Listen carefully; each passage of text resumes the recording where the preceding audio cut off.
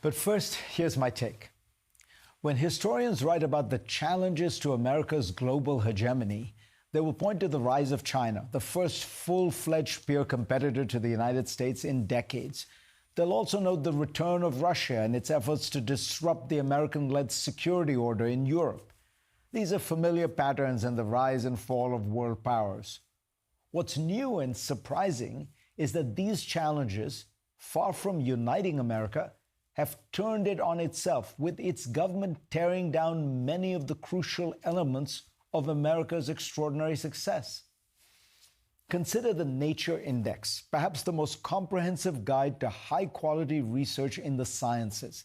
It tracks contributions to the world's leading academic journals. Its newest rankings show what scientists already know. China is leaping ahead. Of the top 10 academic institutions in the Nature Index, 9 are now Chinese. But still sitting in the topmost position on that list is an American institution, Harvard. And it is this university that Donald Trump is trying to destroy. The Trump administration's war on Harvard is bizarre in many ways. Claiming to be about fighting anti-Semitism, it has demanded that the university cede control over large parts of its academic affairs and hand over private information about its international students. It's never explained why it has singled out Harvard for this retribution, and the problems that it claims to be concerned about are not particularly egregious at Harvard. Its main weapon, the withdrawal of federal research funds to Harvard, is directed at the parts of the university that have virtually nothing to do with the woke ideology to which Trump objects. More than 90% of the research funds the government has threatened to deny Harvard are for research in the life sciences, studying diseases, medicines, and other such topics. Denying funding for cancer research will not affect people protesting for Palestine. It will almost certainly knock Harvard off that Nature Index list. America's universities have problems, and I've spoken about them, urging them to abandon fashionable political causes, end the obsession with diversity and marginalization, and return to a focus on excellence. But it's worth noting that these are still by far the world's leaders in higher education when you consider teaching and research and the academic environment more broadly. This can be seen simply by the tsunami of applications that America's top universities get from the brightest students around the world. It would be hard to find many industries where America is more dominant. China's president, Xi Jinping, and his erstwhile rival for that role, Bo Xilai, disagreed about many things, but both believed that the best place in the world that their daughter and son could go for higher education was Harvard University. It's not an accident that so many of America's technology companies are located in Northern California and Boston. These clusters formed around great universities like Harvard, MIT, and Stanford. But the Trump administration seems determined to destroy this unique advantage. It has proposed cutting government funding for science by more than $25 billion next fiscal year and has declared war on the country's leading universities. The budget bill recently passed in the House of Representatives punishes the very best universities by taxing their endowments, singling them out from all nonprofits, but it raises the tax rate massively on the most successful research institutions. In business, you water your roses and you prune your weeds. This seems like the opposite strategy. America continues to lead the world in its ability to attract the world's brightest students. China draws mainly on the talents of the best of its billion-plus population. But America has had its pick of the best of the world's 8 billion people. The results speak for themselves. Of America's top 10 companies, 5 are run by immigrants.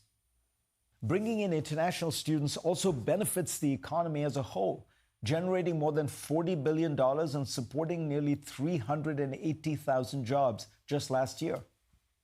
But the latest Trump assault has been on these very students, putting their visa processes on hold, threatening to scrutinize their social media posts, and sending a signal generally that they're not welcomed, will be watched, and can be summarily thrown out on a whim. We are already seeing the results. Searches on the internet for American PhDs are down between 25 and 40%, while those for Australian and Swiss universities are up by even more than that. Around 4 decades ago, when I thought about applying to American universities from India, I was impressed by their reputation in research and teaching, but I was also attracted by the idea of America, a truly free and open society, one that welcomed people from around the world, and where, in President Reagan's words, our origins matter less than our destinations. In a competitive world where other countries have caught up in so many ways, this is still America's unique advantage, if we can cherish it rather than destroying it. So last week, when I heard something so blatantly un-American from the Secretary of Homeland Security, a cabinet official, of course I was compelled, both as a senator and as an American, to speak up. But before I could even get out my question, I was physically and aggressively forced out of the room, even as I repeatedly announced I was a United States Senator and I had a question for the Secretary. And even as the National Guardsman and the FBI agent who served as my escorts and brought me into that press briefing room stood by, silently, knowing full well who I was. You've seen the video. I was pushed and pulled, struggled to maintain my balance.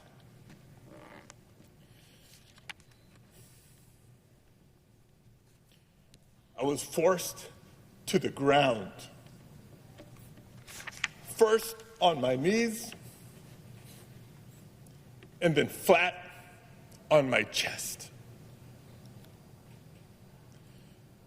And as I was handcuffed and marched down a hallway, repeatedly asking, why am I being detained?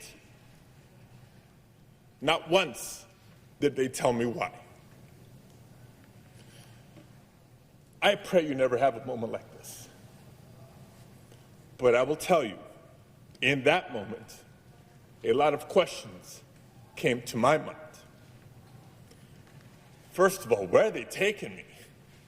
Because I know I'm not just being escorted out of the building.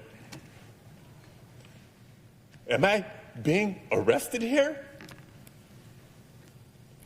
And what will a city already on edge from being militarized think when they see their United States Senator being handcuffed just for trying to ask a question? And what will my wife think? What will our boys think? Amazing grace, how sweet the sound that saved a wretch like me.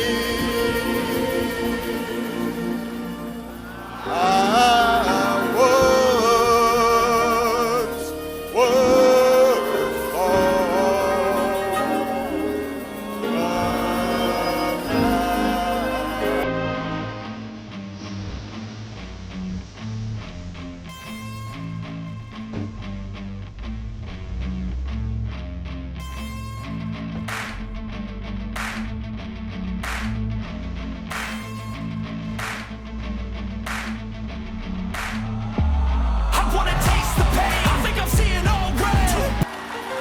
Clementa Picnic found that grace. Cynthia Hurd found that grace. Susie Jackson found that grace. Ethel Lance found that grace. The Payne Middleton doctor found that grace. Tywanza Sanders found that grace. Daniel L. Simmons Sr. found that grace. Sharonda Coleman Singleton found that grace. Myra Thompson found that grace. Through the example of their lives, they've now passed it on to us. May we find ourselves worthy of that precious and extraordinary gift. In with themselves when they hear someone is attacked in their house. If their first response is not feeling gutted and heartbroken without any identifiers, I don't need to know anything. If that was not your first response, you're part of the problem. This has been bit by a mosquito, but to be honest with you, even the mosquito has got more class than Mike Lee. Should we peer into the enigma known as Mike Lee's head? What's inside that? Air? Dog poo? Definitely not a brain. Mike Lee doesn't have anything on top. June 14th, 2025, 2 Minnesota Democrats are brutally executed. State Rep Melissa Hortman and her husband, while others are shot and wounded. This is a full-blown assassination spree. And what does our very own Utah senator do? I can't believe it. He slaps mean stickers across death and grief like a college kid, desperate for retweets. In fact, a college kid has got more class. Do you regret your tweet? Do you stand by the post that you made on X? Have you had a productive conversation about that post? Was that what the senator wanted to speak to you about?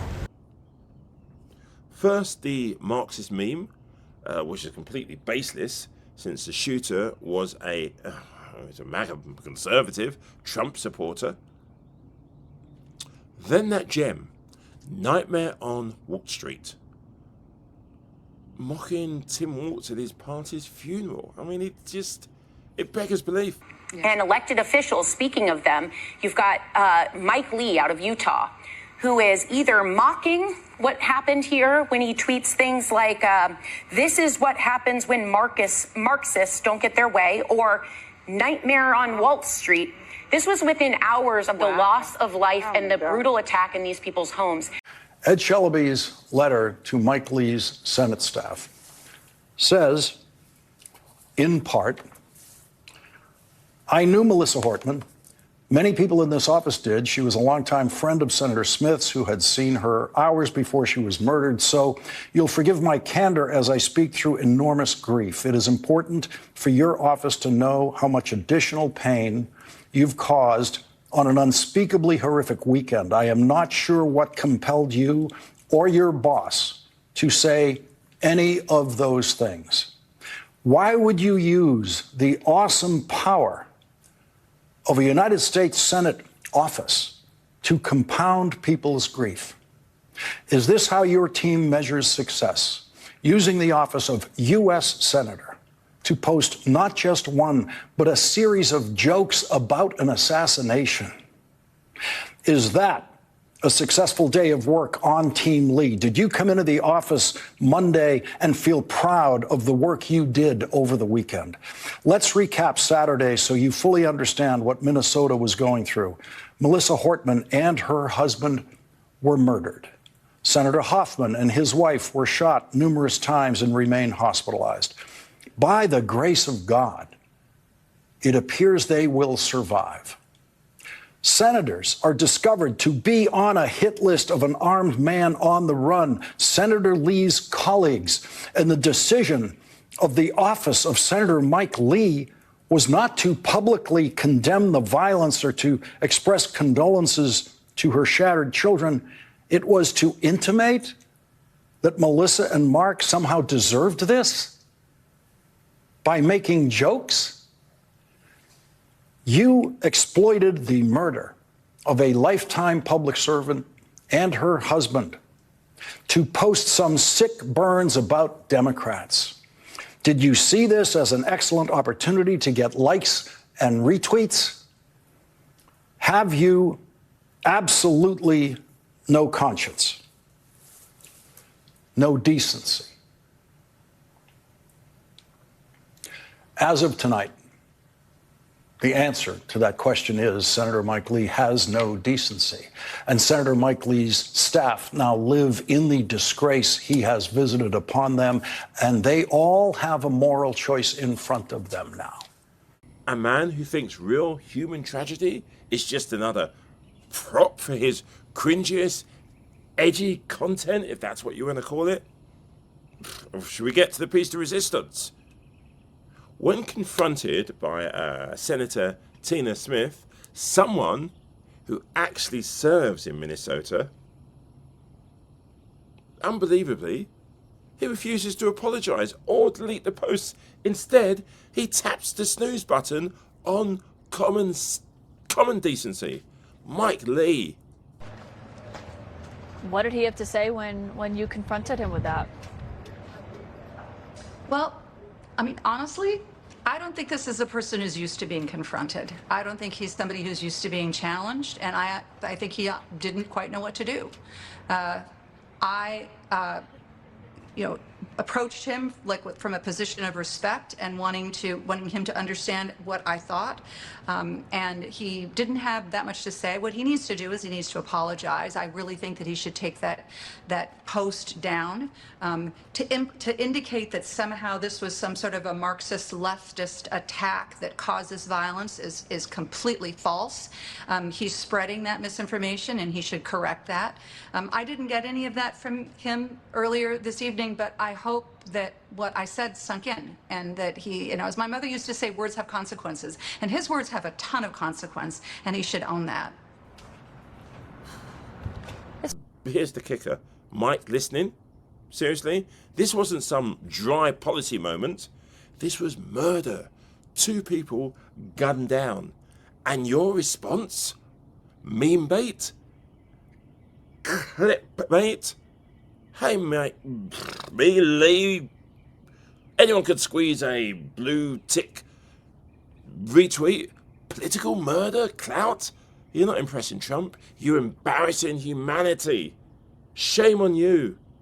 In any other job, you would be fired instantly. Yeah. I don't know what is wrong with our government that someone is not immediately removed or punished. And what I would say is right now, if the HR of our government does not solve this problem, the people better be watching. This man is back up. It's a minute. It's like 2028. But being on the ground right now and coordinating how you replace people like this that can speak that way about other Americans. Well, I think. Mike Lee, you pin this nonsense to your profile like it's your own masterpiece. Bold move, I suppose, if your goal is to ignite outrage and expedite calls for your resignation. So yes, Mike Lee, welcome to the biggest dumpster fire you've ever ignored. No, I don't want to be mean. It's not the environment, but you just forced me to be.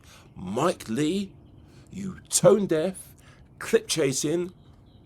Not even a circus would take you, carnival barking clown.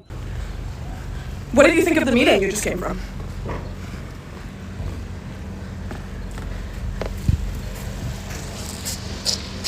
You're just exploiting a real tragedy. 100% vile. On Saturday on X, Utah Senator Mike Lee apparently mocked the political assassination of a Minnesota Democratic legislator and her husband. On Sunday, Lee took to X and posted a photo of the man who posed as a policeman and shot 2 Democratic lawmakers and their spouses. Lee wrote, "This is what happens when Marxists don't get their way." But information already shows that the shooter is a strong supporter of President Trump, so Lee's comment doesn't make sense. Political commenters are calling for censure or expulsion even. One political strategist said, "This isn't politics, it's depraved moral rot." I wish I didn't have to say this, but one senator, Mike Lee, the senior senator from Utah, did something that was despicable this weekend. Shortly after the horrible deaths of these beautiful people, he used conspiracy theories and tried to politicize what happened and blame the other side. For a senator to fan the flames of division in such a searing and awful time is beneath the job of senator. It's beneath human dignity. Lee should take down those posts immediately and apologize to the families. Senator Mike Lee's office. Thank you so much for calling today. Can I get your name and zip code, please? Hi, I'm wondering if Mr. Lee always finds murder funny or just when it's his political opponents that are murdered. Ma'am, I can't speak for Senator Lee, but I'm happy to listen to your comments. Yeah, my comment is that he's a disgusting embarrassment, a traitor to the country, just an asshole generally, and that he should enjoy outer darkness. Very understandable that many people are frustrated right now. It's more than frustrated. He's laughing. He's laughing at the murder of political opponents. He should be calling for impeachment of the party that's... Do you know how many MAGA nuts brandished guns at peaceful protests this week? Do you know how many ran people over? 2 ran people over. A bunch brandished guns. 1 shot up a protest. You should know about that one. That one's close to home. And rather than speak out against the murderer that is part of his party, that was incited by him and his rhetoric for however many years, rather than speak out against that person, he laughed at 2 lawmakers being murdered. Why are you working for him? Do you want to go to outer darkness too? You know you're part of a fascist regime right now, right? And you know, for the record, you're not going to be able to put this on resumes. This is going to make you completely unemployable for the rest of your career. You're going to have to hide the fact that you worked in this office as soon as this fascist regime falls. You understand that, right? I know it's a thankless job. I'm sure I'm not the first person to call and get sassy with you all day. And I just want to make sure you know you're doing it for nothing, because this is going to look awful on your resume for the rest of your life. You're going to have to hide the fact. This is about Senator Lee, and I'm happy to take comments about him, but this is not tell about him. Well, it is about you, too, because you're working for a fascist regime, and even the secretaries went to prison after World War II, the Nuremberg trials. Ma'am, I'm happy to take your comments. I was just taking orders isn't an excuse.